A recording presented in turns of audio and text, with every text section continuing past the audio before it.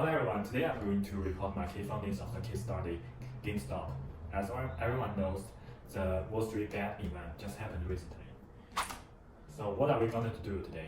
Firstly, I will introduce three major behavior biases exhibited by the market for GameStop individual investors. And secondly, to find out how to update our risk management for short selling. And the last one is to help our clients to find the best way for them to invest in stock in different styles. So for behavioral biases, the first one is herding instinct. So this group of people are tend to imitate or follow the behavior of other investors. And it is for them it's easily to be affected by outside information. And why? Because they are afraid of missing opportunities to make money in the future. So when they do the trading, they would like to copy other investors' trading behaviors rather than just wait for other opportunities, maybe a safer opportunity. They don't wait. And the second one is overconfidence. This one is easy to understand because most people usually overestimate their talent, skill, and intelligence. So this kind of behavior will easily lead to poor investment outcomes, like just losing money. And this group of people usually think their performance of their portfolio or just trading behavior is better than the average. But the fact is that only a few people, around 20% investors, can make money in the stock market. And the last one is confirmation bias. So they seek out information which supports their own pre-existing beliefs. And they usually choose to ignore or discard the contrary information. So they didn't know that everything has two sides. When the stock price is too high, maybe there are still some risk or negative news for the company, but they just choose to ignore that and still want to buy it.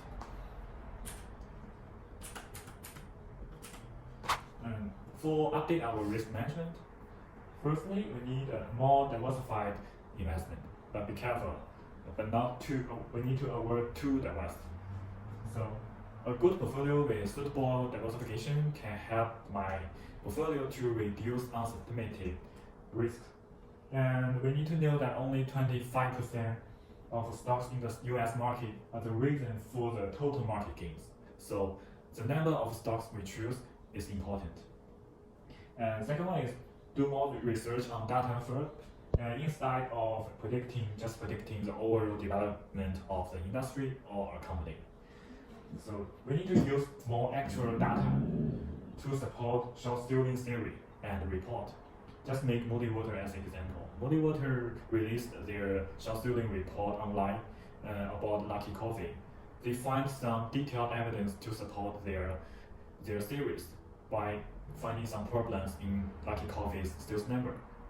And the last one is to avoid familiarity bias. So we need to expand the target scope to different countries and companies and industries. And in my opinion, emerging market may have more opportunities than developed countries like China or some Asian countries because they're still developing their legal system. And in order to help our clients to find the best way to invest, there are mainly two ways. The first one is fundamental analysis, and the second one is technical analysis. The first one is better for long-term investment, and the second one is for short-term investment. So if you are risk averse, it means you want to reduce your trading frequency. The first one is better for you because you need to see yourself as part of the owner of the company you invest. And you need to look for the opportunity in the financial report to find out if this company has a healthy condition and can have a better future. And if you are a risk lover, it means you want to increase your trading frequency, then the technical analysis could be better. So you can do some short-term investment. And it is based on the trading, monitoring, and the psychology of stock market participants. So you need it is easy for you to use this method to find the entry and exit point by using K-line and other indicators like MACD, KDJ.